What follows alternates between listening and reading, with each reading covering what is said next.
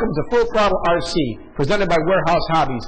I'm your host, Tony Castronovo. This is episode number 6, and today we're going to talk about carburetor rebuilding, and we're going to touch a little bit on the principles of how the carburetors on our engines work. So stay tuned, I'll be right back. You spent a lot of money on your model boat engine, your Zenoa or equivalent engine, and now it's time to purchase oil. Some manufacturers say, hey, use anything you can find that's two-stroke. Use something for a string trimmer. Absolutely not the case. Warehouse Hobbies produces hundreds of engines, thousands of engines over the years, and we see it firsthand, oil-related failures, and it's unfortunate, especially as I've been pushing this particular brand, AMSOIL Sabre 100-to-1, for almost 25 years now. We use this oil religiously and sell it, and have been selling it since 1984, because we found it to be one of the only oils that can be mixed on a richer level, yet does not carbon up and gives great lubricating properties to the engines.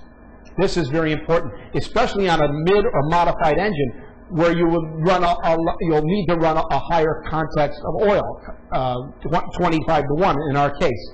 So AMSOIL 100-to-1 does the job. The 100-to-1 means that the oil is designed to run 100-to-1 ratio, but that's too lean for our engines. So we found that by mixing it 32-to-1 for our standard Zenoa engines, for instance, it works fantastic. And modified engines, M5 or M6, drop it at 6 ounces per gallon or 25-to-1. This oil is superior to anything else I've ever tried. And we sell it, and we also have it available now in quart sizes at a very reasonable price. So AMSOIL 100-to-1 oil Sabre mix is my recommendation on oil used in model marine gasoline engines.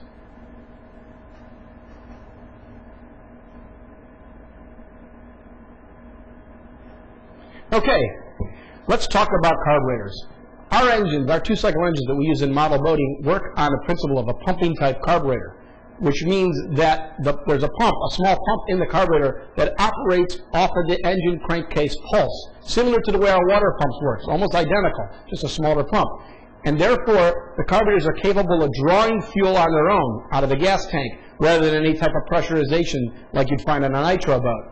But things go wrong in our carburetors. They're pretty simple by nature, but you can get sediment and dirt can get in them, and they do require cleaning, and they can cause all kinds of erratic engine running.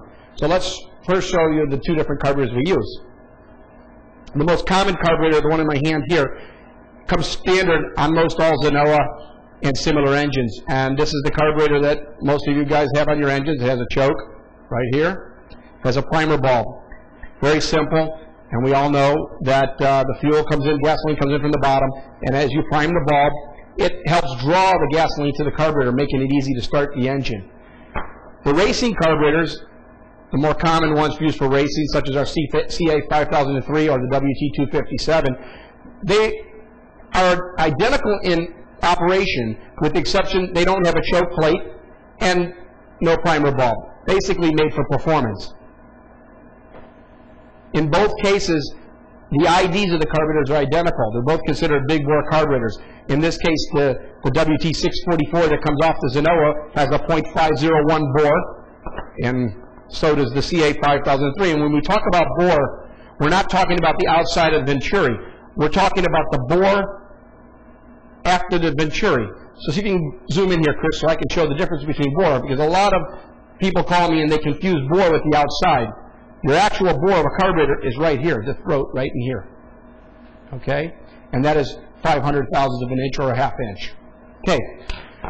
Generally what goes wrong with these carburetors is the fuel, the gas will get contaminated when you're pouring gas into your tank.